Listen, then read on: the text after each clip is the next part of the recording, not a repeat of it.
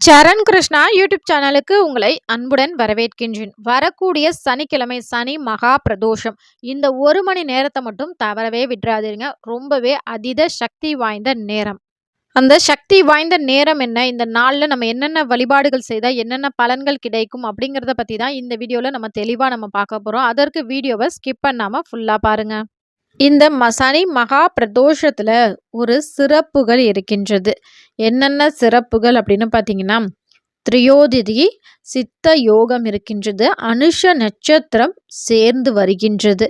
அது மட்டும் இல்ல, இந்த நாள்ல 4:30 மணி முதல் 6:30 மணி வரைக்கும் பிரதோஷ காலத்துல, அது சனி மகா பிரதோஷத்துல நம்ம பிரதோஷ வழிபாடு செய்வது 5 ஆண்டு காலம் தொடர்ந்து மாத மாத பிரதோஷ வழிபாடு செய்த புண்ணியமும், 7:30 சனியின் தாக்கம் குறையும், அஷ்டம சனியின் தாக்கம் குறையும், 5 வருட கால பிரதோஷ வழிபாடு செய்த புண்ணியம் நமக்கு கிடைக்கும். இந்த சனி மகா பிரதோஷத்துல ஒரு சக்தி வாய்ந்த ஒரு மணி நேரம் இருக்கின்றது. இந்த 1 மணி நேரத்துல நம்ம செய்யக்கூடிய அனைத்து வழிபாடுகளுக்கும் மும்மடங்கு அதீத பலன்கள் கிடைக்கும். இந்த நேரத்துல நம்ம கடனை அடைத்தால் நம் கடன் விரைவில் அடையும். சேமிப்பை அதிகரித்தால், அதாவது இந்த நேரத்துல நம்ம ஏதாவது ஒரு ஒரு ரூ. 10 நீங்க சேமிக்கக்கூடிய சேமிப்பு இடத்துல வைக்கும்போது அது அதிகமாக உங்களிடம் பணம் சேரும்.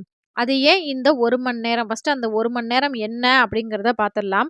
அது என்ன நேரம் அப்படின்னு பார்த்தீங்கன்னா, மாலை 6:28 மணி முதல் இரவு 7 மணி 30 நிமிடங்கள் வரைக்கும் இந்த 1 மணி நேரம் நமக்கு இருக்கின்றது. அது ஏன் இந்த 1 மணி நேரத்துக்கு மட்டும் இவ்வளவு சிறப்பு அப்படின்னு பார்த்தீங்கன்னா, இந்த நேரத்தில் தான் சூரியன் மறைந்து இரவின் தொடக்கம் ஆரம்பிக்கின்றது.